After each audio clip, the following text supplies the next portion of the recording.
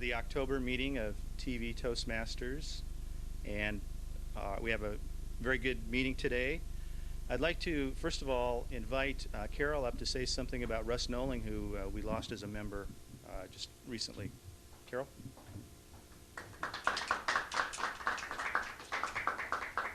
Mr. President and our viewing audience and our members in the studio, Russ, I just met him a year ago at the Institute for Learning and Retirement. He taught a class next to mine on Canada, and I saw his name that he was the Area 56 governor. So I feel like I just got to know him. He joined our TV Toastmasters, and he had his leg removed in March because of bone cancer, and then he passed away this past weekend. So it was a big loss to Toastmasters, and there were a few Toastmasters who went to his funeral service and who the Institute for Learning and Retirement, I'm going, gee, they spoke and Toastmasters didn't. But that's okay. But we do wish, send our condolences to the Russ Noling family, who Russ was from New Zealand, and he did have his sister come from New Zealand. Mr. President. Thank you, Carol. Well, we'll miss Russ. Everybody who's seen Russ speak knows that he was a very entertaining speaker and a very nice gentleman. I'd like to introduce our Toastmaster for today. She's a competent Toastmaster and a competent leader. She's a member of the Talk Toastmasters of Milford, and she's very involved in politics, and hopefully she will keep this meeting running along smooth and everything will be great. Nellye Bowen. Nellye.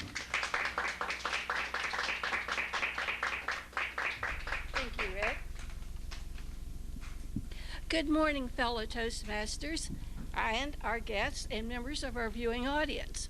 Our guests today are Claudette and Mitch Coleman from Loveland, and also Tony Brunsman and Nikki Bishop from Kentucky. Nikki, who is operating our camera today, is a freelance television producer and is also a former producer of PM Magazine. My role as Toastmaster is to introduce participants and to keep the meeting flowing. The many roles and responsibilities of the meeting will be explained as we progress. The next role will be handled by Steve Aaronholtz, an advanced Toastmaster Bronze competent leader. Steve's role has several parts. As grammarian, he will check our use of words and sentences. As word power, help us increase our vocabulary, and as awe counter, make us aware we must think in silence and not say and or ah. Steve?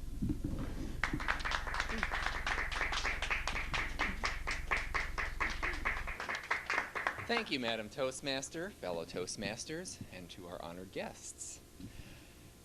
As the individual responsible for word power today, I have come up with the word of the day. One of the things I will be looking for as grammarian is the use of our word. I chose menagerie. Menagerie is a noun, and it can refer to a collection of wild animals, especially for exhibition, as you would see with a zoo. It can also mean a varied mixture. My wife is having a garage sale today with a menagerie of items for sale. Madam Toastmaster? Thank you, Steve, for that descriptive word. Most of us think you only use it in connection with animals, and I wasn't aware of the other use myself. And we will try to use the word today as often as we can to increase our vocabulary. Our joke master, Claudette Coleman, will add a little levity to our meeting. She says it's always important to have a sense of humor. Claudette is secretary of Talk Toastmasters in Milford. Claudette?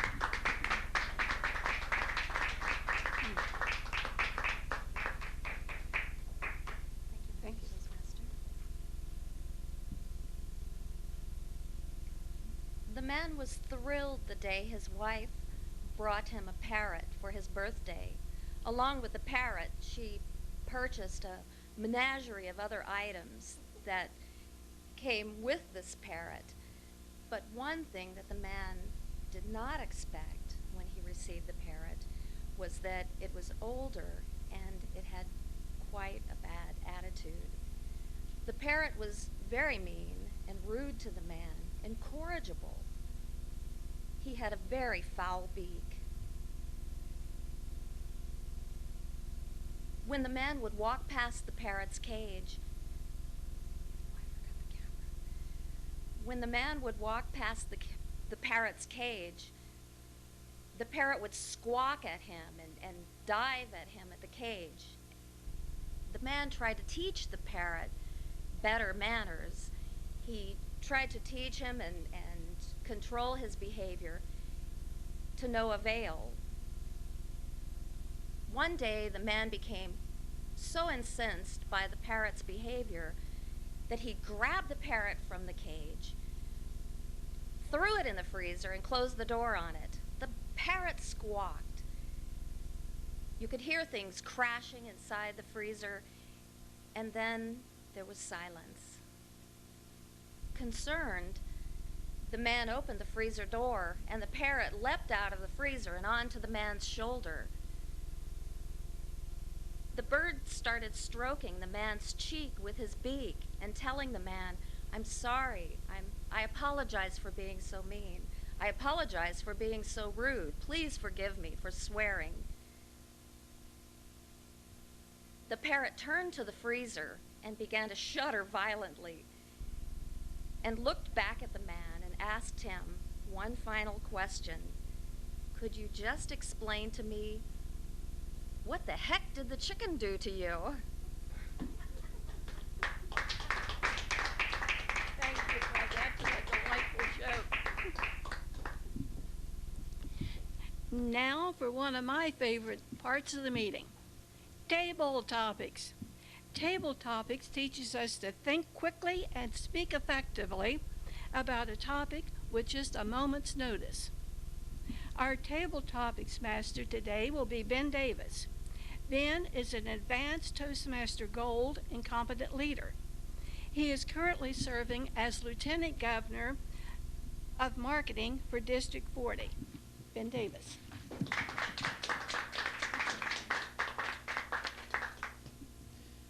As Nellye has told us, Table Topics is the opportunity for our members to get up onto their feet, to come up and speak off the cuff on a question which they have no prior preparation, of course. This broadcast will be going out in the month of October, and October is the month which includes my favorite holiday, Columbus Day. Well, okay, maybe not. One of my favorite holidays is, of course, Halloween. That creepy night when we have a menagerie of ghosts, ghouls, and goblins come creeping out. When vampires, witches, and werewolves stalk the earth. So all of my questions revolve around Halloween.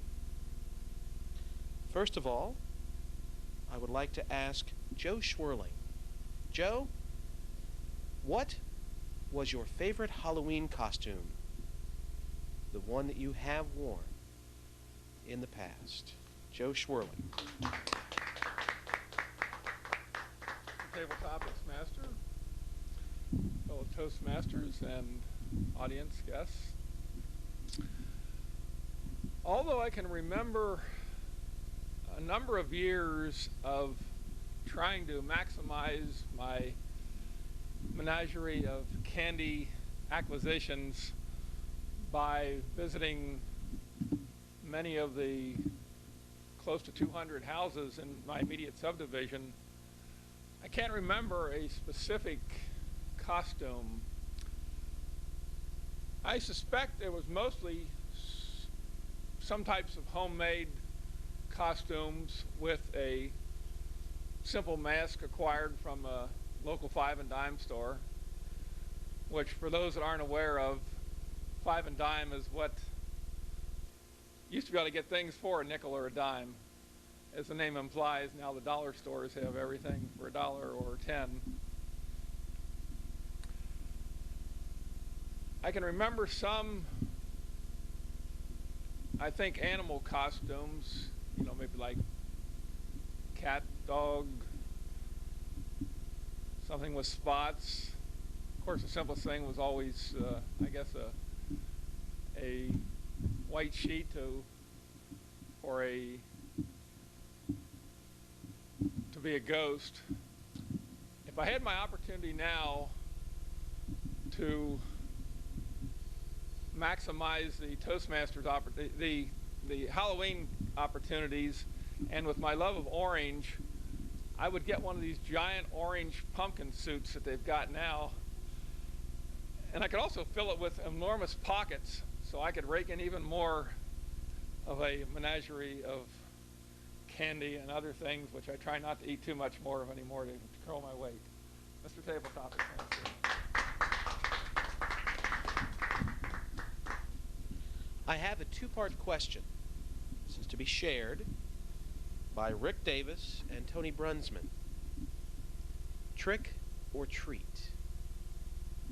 The historic question asked whenever you knock on the door. Trick or treat?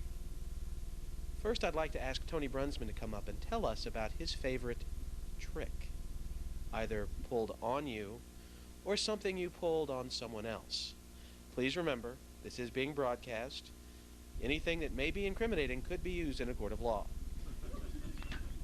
Tony Brunsman. We are not under oath. You can lie if you need to. Tony.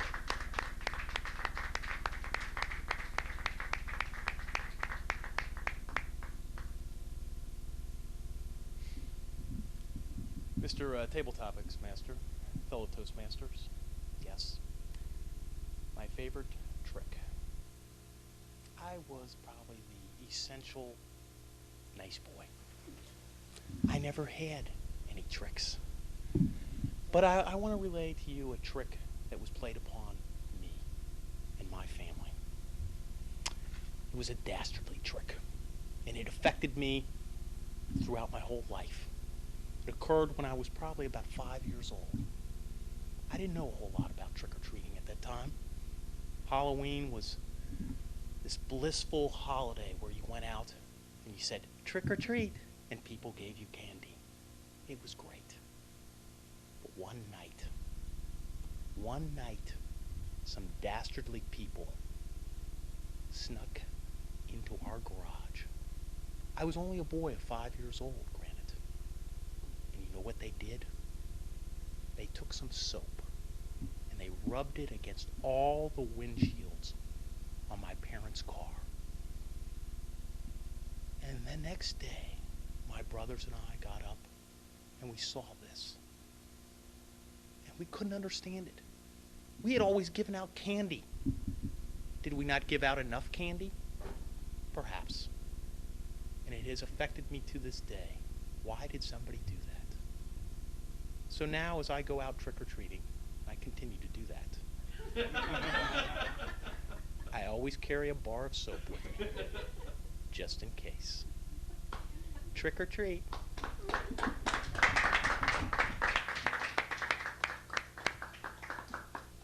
Thank you, Tony. And now, Rick Davis. What was the best treat you ever received? Rick. Thank you, Ben. I'm sorry, Mr. Tabletopics Master. Of course, the best treats were always the primo folks in the block, the folks that everybody knew about, that always gave out the full-size Snicker bar, that always gave out the full-size Milky Way. This is the size that you could buy in the store.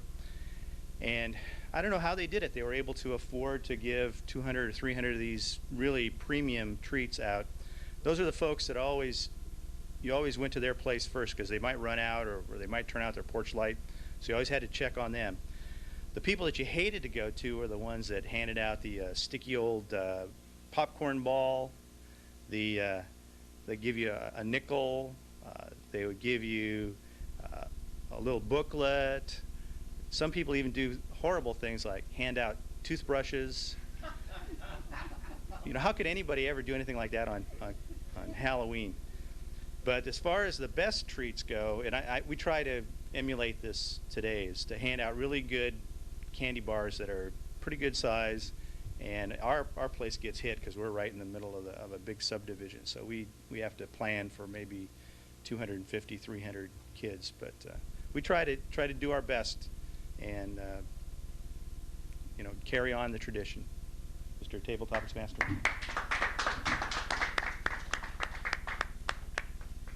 Well, now I know whose house to start at this year. Thank you, Rick. Carol Cormelink. Christmas has its own version of tales. Of course, The Night Before Christmas is the perennial favorite. What is your favorite Halloween ghost story?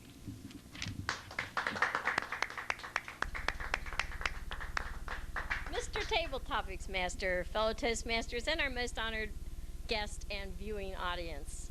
I'm glad you asked me that question because I don't remember how the story went, but I do remember the props. My sister had a Halloween party in our basement, and I remember they turned out the lights and they told this very scary story.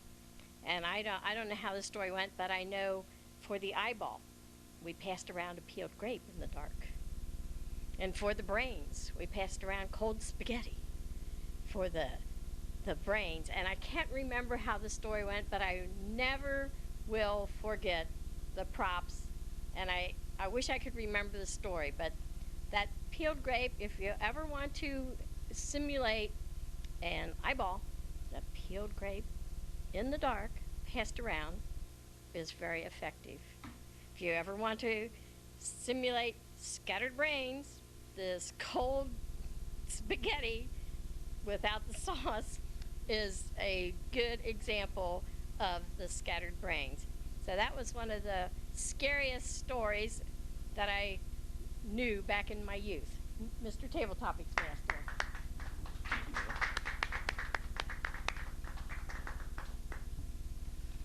Nellye Bowen. We've heard Rick's story about the best treats that he loved, but out of everything you receive for Halloween, narrow it down to one. What was your favorite candy?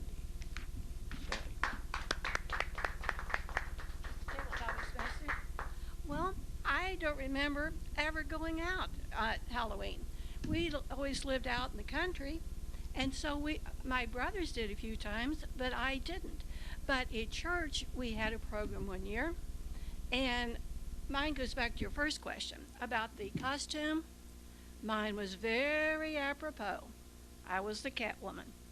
And anybody that loves cats, like I love cats, and let them rule the house, they sleep with me every night. I do everything they tell me, when they tell me. If they say get up at 3 o'clock in the morning and feed them, I get up at 3 in the morning and feed them. I'm even taking care of a stray one outside. Of course, now we have some possums coming with it and some raccoons. But when the minister called me Catwoman and I won a prize for my costume, I got a candy bar. A whole full-size candy bar.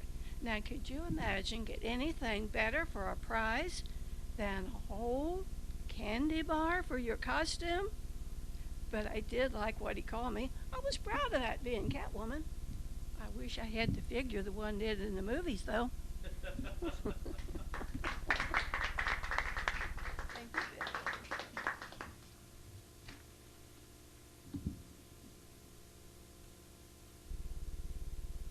Mitch Coleman. One of the favorite things I have to do close to Halloween is to flip on AMC or TNT and watch some of the old scary Halloween movies. What is your favorite scary movie?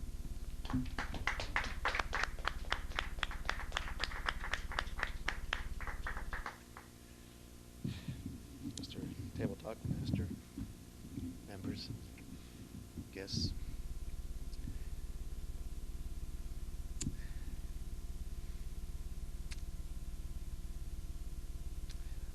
I was really scared of scary movies, so typically I avoided them. I remember my first experience with a scary movie. I must have been 6 years old and grew up in Dayton. And you could take a bus up to the movies. A kid could take a bus for a nickel up to this movie and get in for a quarter. It was pretty incredible in those days. We had such a neighborhood. And then our parents trusted us to do this sort of thing. We went up to the Dayview Theater, where there was this this movie, I'll never forget, Mysterians was called, and it was a Japanese horror movie of the most primitive kind. I mean, you were talking like 1957, 8. Okay, so you can imagine. I mean, just the most obvious. This, you know, if you could get over. I mean, this, from the perspective of today's times, if you could get over the, you know, the obvious technical issues of the problems of what am I trying to get at here? If you get over the special effects, the humor of that, then you could get to the fear. What I'm trying to say is, it wouldn't be. It was really hard to get scared, but when you're 6 or 7, not so hard. When the special effects were so obvious and so bad. Goodness, I took more time on that aspect than I intended to. Anyway, this monster was made of metal.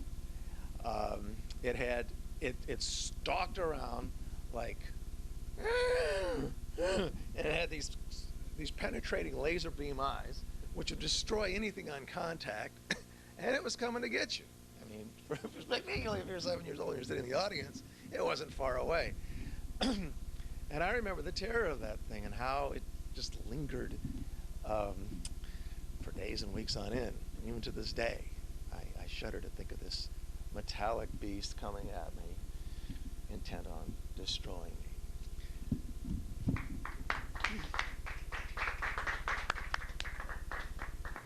Thank you for sharing that, Mitch. My favorite first movie was Dracula 1980. Gave me nightmares for weeks. I watched it the other day and fell asleep halfway into the beginning sequence. What changes as time goes by? Claudette Coleman, think back to all your Halloweens and let us know about the strangest thing that has ever happened on October the 31st.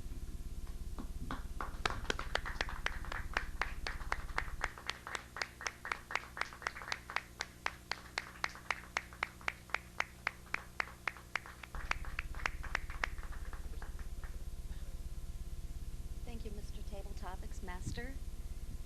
The strangest thing that ever happened to me on October 31st was walking through the desert when I lived in Arizona and collecting candy from the neighborhood. It was a very small neighborhood, and the houses were quite far apart. There was a very unusual animal that came out of the desert bushes when we were walking to one of the houses. We weren't sure what it was, and I was with a friend of mine. She and I were carrying quite a heavy bag of candy. We didn't know whether to drop our candy and run. We weren't quite sure what this thing was that was coming at us in the bushes. We weren't going to give up our night's catch because we had spent a lot of time collecting all of this candy. The bags were quite heavy. We decided not to let go of the bags. We turned toward, we were sure it was an animal. It was very dark night. There was no moon that night. And it was my brother. He was tucked down under the bushes, intent on scaring us. He had gone up the neighborhood street ahead of us and leapt out of the bushes. We actually scared him because we turned on him like a couple of Banshee Indians and screamed at him and chased him away, and we took his candy.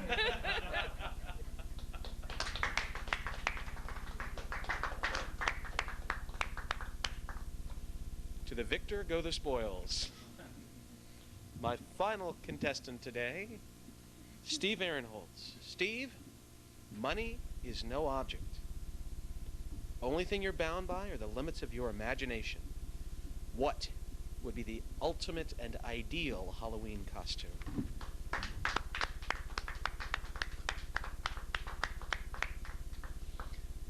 Thank you, Mr. Tabletopics Master, fellow Toastmasters, and to our honored guests.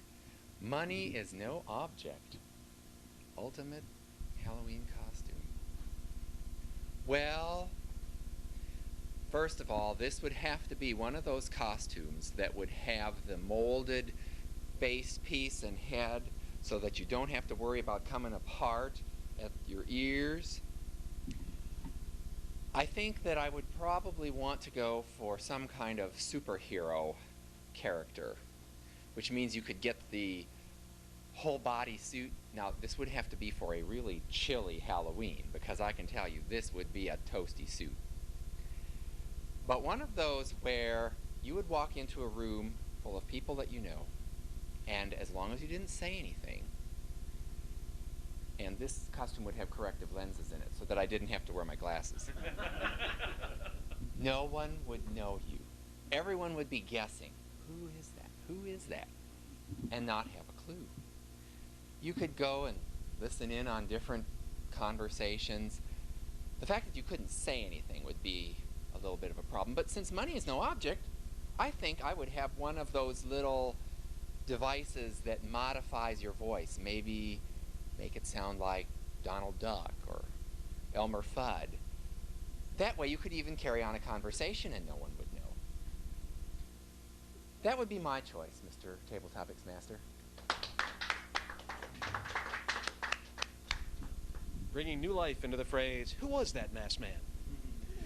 Thank you all for indulging me, and to our Halloween audience, boo. Thank you very much. And now for our next speaker, Stanley Glitchner.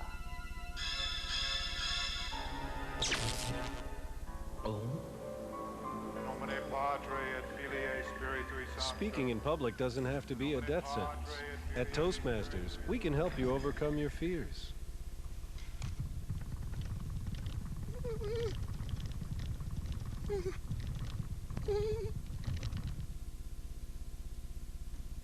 Our first speaker today will be Steve Ehrenholz, who Steve will be presenting a speech from the Humorously Speaking Advanced Manual.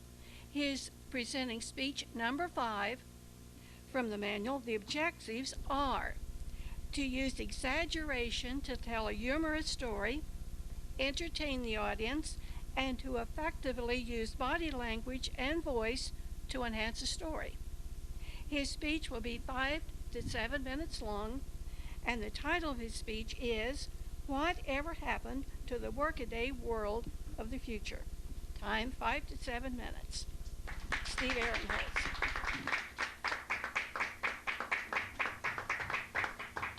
Thank you, Madam Toastmaster. Fellow Toastmasters, and to our audience, how are you doing this morning? Well, then you didn't work hard enough this week. You should be fried by now. I mean, my question is, why? Why are you doing pretty good? Although you have had an evening to recoup.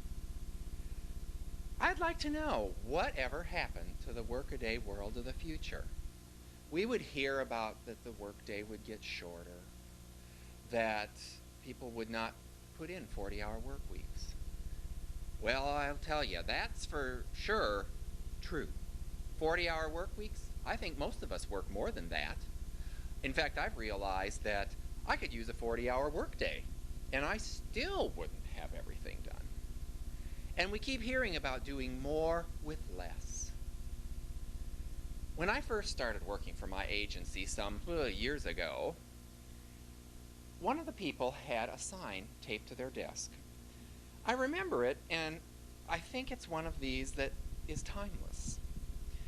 It said, "We the unwilling, led by the unknowing, have done so much for so long with so little.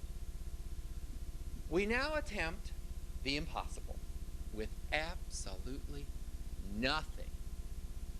Who can relate to that? At least that's what it sounds like, where we're headed.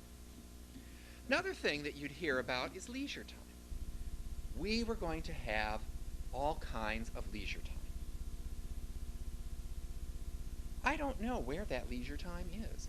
We are in the 21st century. I was thinking about leisure time and where mine goes while I was preparing for this speech. I thought, well, I suppose I could count that 55-minute, 12-mile drive that I have to work one way. And it can be rather entertaining, the way some people drive, even breathtaking. If they decide to have a construction party or someone throws a wreck, you might have some additional entertainment. But I think that's a stretch. And of course, another thing that we always heard about was the efficiency that we would have, the new tools that we would use. Well, I don't know about you, but I have a planner, I have a PDA, and I have a calendar on my workstation, plus my wife keeps a calendar at home on the desk in the kitchen. So that's 4 places that I can have things to do or commitments that I have. Now, who has time to get something in all 4 of these? I'm lucky if I get it into one of them. Truthfully, one of the things they were really good for is if I just totally blow something off, and 2-3 days later you've got this nagging thought in the back of your mind. There is something that I've forgotten to do. What is it? I mean, I have a plethora of sources to go back and find out what it was that I blew off. Additionally, some of these things, like the PDA, I was looking at this last night. I really don't use this thing as much as I used to. I had to reset it because it was giving me May 27th as the date. It's September 20th today. It's already lost a day. I'm wondering if that's maybe where my leisure time is going. The other thing is that I managed to crash this with my email. Just think, what did we do with all those hours that we now spend on email? Truthfully, I am expecting any day I will go into my office, boot up my computer, and email will start gushing out of every opening in this computer. I mean, it will be all over the floor, running out the door. I'll have to have some hip waders. So what did we do when we didn't have email? One of the other things that I try to remind myself is that it's often the simple things that are enduring, that help us to cope. And often those things are just as efficient. I have a little jar I keep on my desk. It's a little miracle jar. Problem with it is that when I bought it, it was empty. And it has no refills. I haven't found a place that has refills. The other thing that I do keep in here, rather low tech, but it's one of these things that we've always said if we have more, we'll get a lot done. I have a little round to it. In fact, I have 2 of them. They work about as good as my PDA. I have a sign on the door of my office that I also refer to fairly often. It was a sign that was in a farm implement shop. I commented about how some of the simple things seem to be enduring. This message applies whether you are one of the most high-tech, down-to-the-minute, up-to-date, super efficient people who we all hate, or doing manual labor. It says, we do 3 kinds of work: good, quick, and cheap. Pick 2. If you want it good and quick, it will not be cheap. If you want it good and cheap, it will not be quick. And if you want it good, if you want it cheap and quick, it is not going to be good. Madam Toastmaster?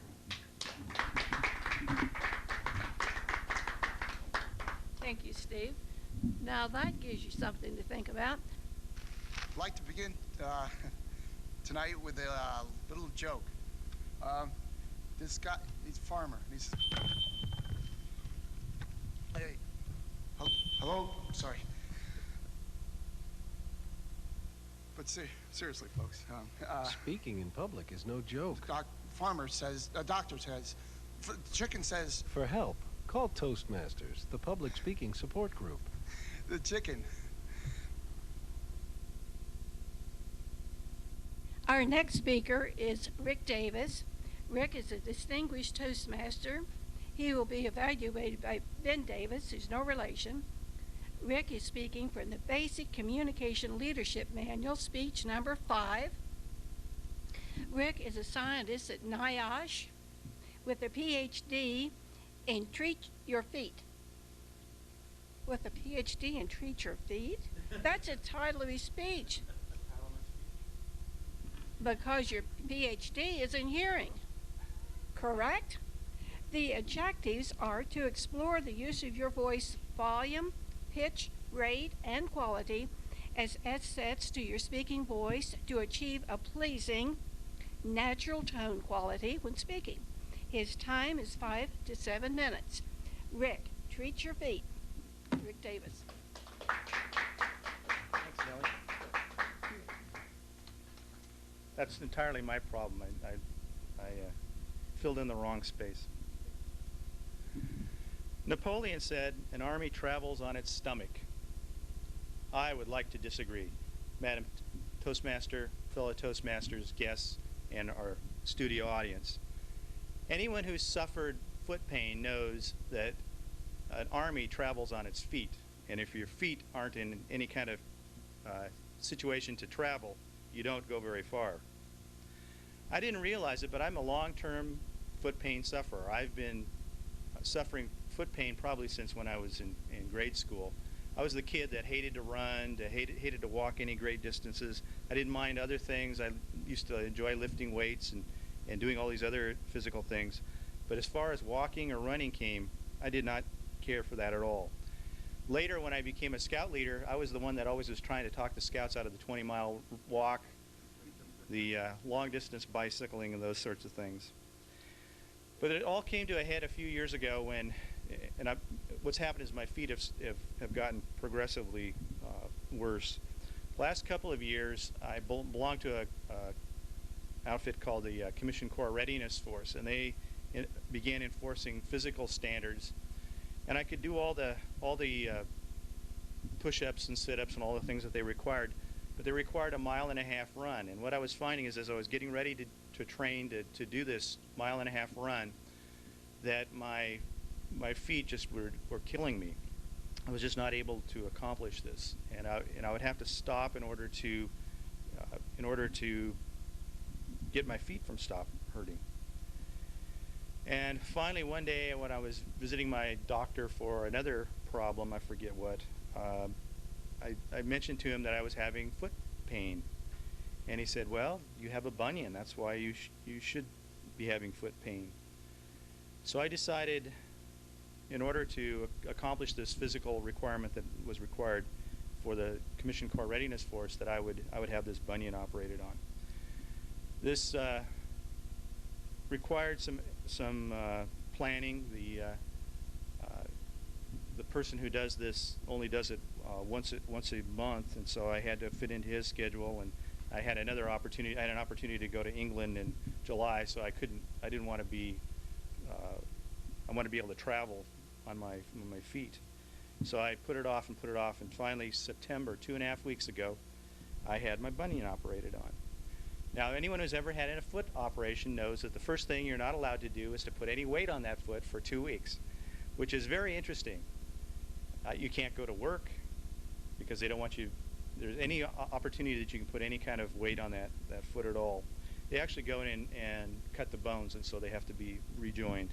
And the bunion, when I looked at the X-ray, it has a wire going right through the middle of it. It's very interesting. So it's sort of wired together until everything heals. So I was not able to put any weight on this, and the easiest way, of course, to avoid putting weight on it is to be flat on your back, which is not something that I recommend to anyone, although in this situation it was about the only thing I could do.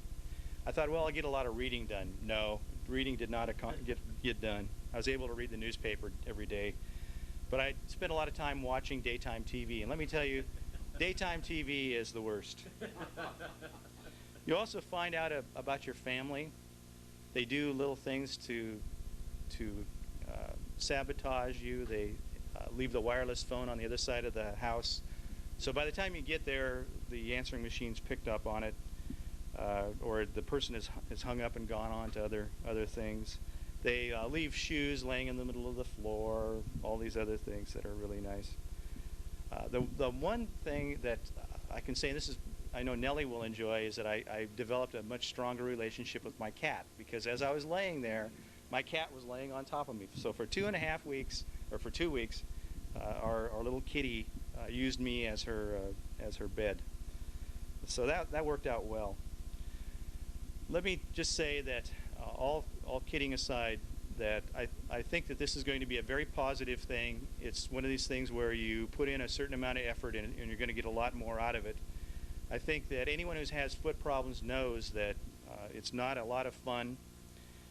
If your feet hurt often, if they hurt when you're walking, and especially if you're only walking very short distances, you should have your health professional check it out, because it could be something very simple. It could be a matter of readjusting the way your foot strikes the ground, or it could be something very involved, like having your bunion removed, something like that. But have your health professional check and make sure that it isn't something serious, because you need to treat your feet right. Thank you, Rick, for a very informative speech and for giving us some sage advice along with it. Toastmasters activities help people overcome the fear of public speaking, and that is considered the #1 fear of a lot of people, even more than their fear of death itself. Join Toastmasters and we'll teach you it can be fun. All the education in the world won't help you get ahead in life if you can't express your ideas effectively. Every day, competition for advancement gets tougher and tougher. You need an edge. A Toastmasters Club can give you that edge. A low-cost learning experience for men and women. Toastmasters gives you the confidence to express your ideas to anyone. Get the Toastmasters edge.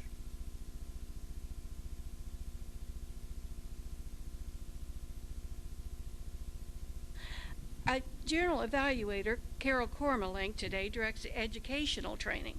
Carol is an Advanced Toastmasters Silver and Advanced Leader. She is also Loop Division Governor and Treasurer of Talk Toastmasters in Milford. Carol will explain her general evaluator role more thoroughly as she chairs the next portion of the meeting. Carol Cormelink. Thank you, Madam Toastmaster, fellow Toastmasters, and our most honored guest. As the general evaluator, I did want to cover the Toastmasters mission statement. The mission of a Toastmaster is to provide a mutually supportive and positive learning environment in which every member has the opportunity to develop communication and leadership skills, which in turn fosters self-confidence and personal growth. During the evaluation, as general evaluator, I will evaluate the meeting after the evaluators have evaluated the speakers. And my team, we have the grammarian is on the team of evaluation and our timer. To start off with, we will have the evaluator for Steve's humorous speech number 5, Joe Swirling. Joe Swirling has just recently retired, and as every one of the Toastmasters know, orange is Joe's favorite color, very appropriate for Halloween. Mr. Joe Swirling. Thank you, Madam General Evaluator, Toastmasters, guests, and audience, and especially Steve. This is the number 5 speech in the Humorously Speaking Advanced Manual. And that's one of those that you can select as you pass the first 10 speeches in the initial communication and leadership manual with Toastmasters. Whatever happened to the workaday world of the future? although it was quite a lengthy title, it definitely explains and gives a hint of the types of what the content of the speech was going to be. I think the organization of your speech was quite appropriate. Everything was tied together on the types of time constraints and devices and various other, in a humorous way, aspects of all these time-consuming and the lack of time in everyone's workaday world. I think your use of, and particularly in this case, a lot of exaggerated gestures were quite appropriate. The various linkages and the content of your speech, the office poster that you referenced, the examples, the poster that your coworker had, your miracle jar, your visual aids, the planner and the PDA. One suggestion I might have was that in referencing a couple of those, like the PDA and then the round to-its, you might have elaborated a little bit more on PDA for those that aren't specifically, and just more generally, and maybe in a humorous way, refer to those electronic planning devices and their. I think that could open up a good inroad into some humor as to how they operate as well. And then, even though you referred to and showed the round to it, I think if you concluded with your reference to that as the whole phrase of "I'll do that when I get around to it," would help clarify that to the audience that might not have caught on to the fact that those little words "to it" in a round disc were meant to convey.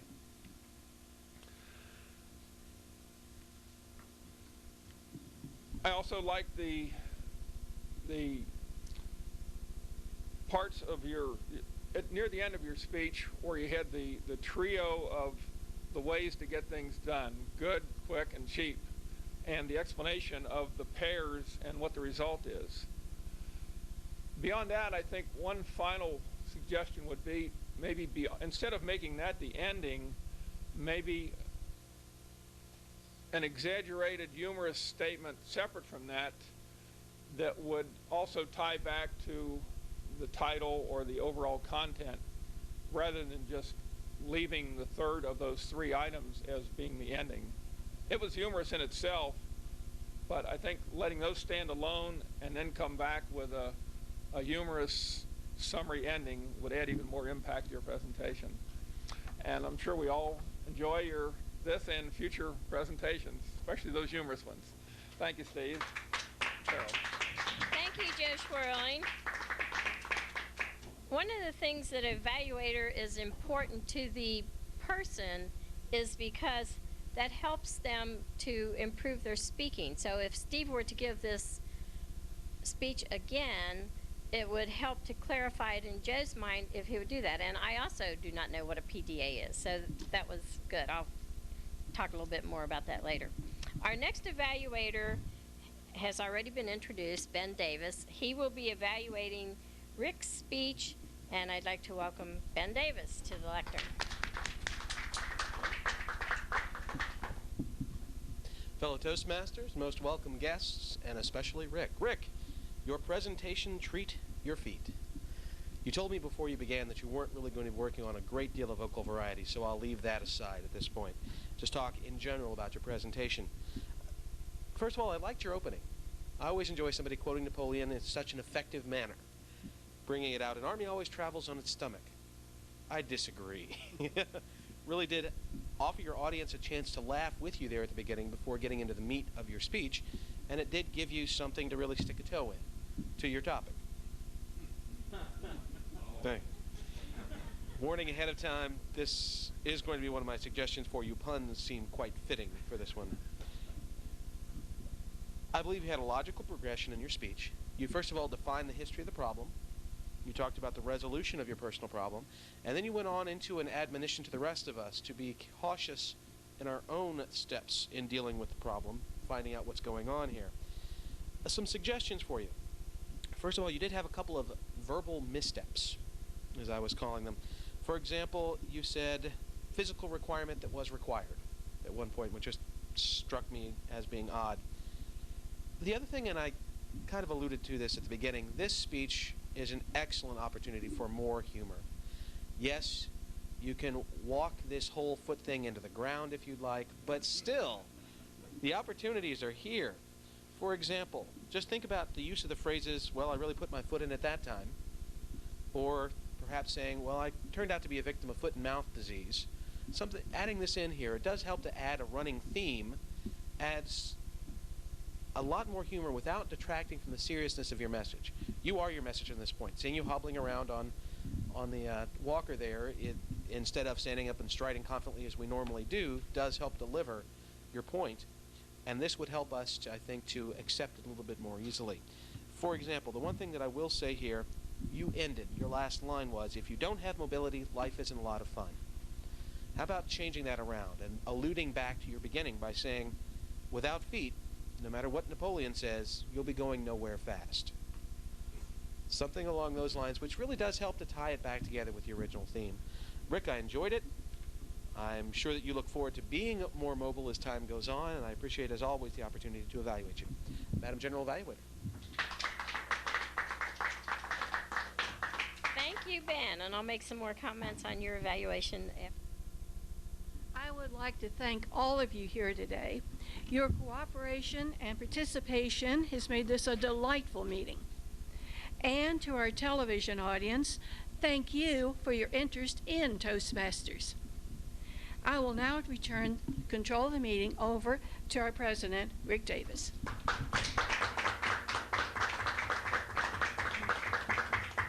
Thank you, Nellye. Nice job, Nellye. Thanks.